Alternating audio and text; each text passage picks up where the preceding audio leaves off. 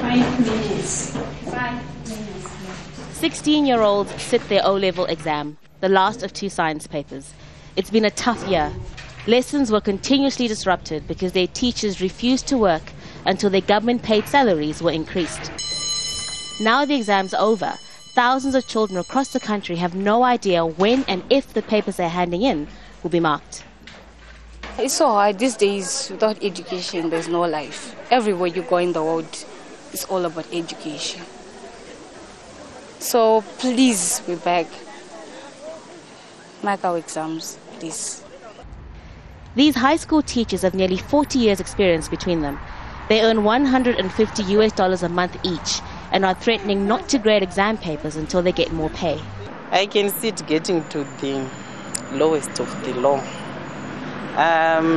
It might end up making people, behave in an incompetent manner, whereby you simply mark for the sake of marking without giving it your full attention. Since the unity government was formed earlier this year, teachers' unions say there have been a few improvements.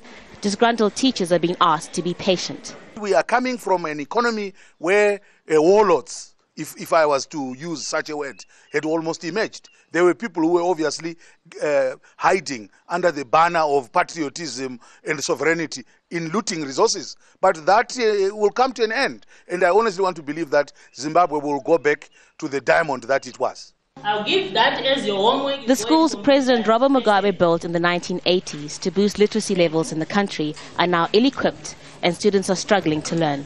The only guarantee for a quality education is now out of reach for most. This is your typical private school. The standards are good and the quality of education is very high. The problem is these schools cost 20 times more than the public ones, too expensive for millions of parents across the country.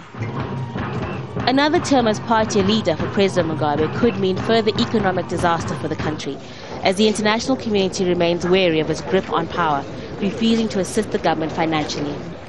Zimbabwe used to have one of the highest literacy levels in Africa.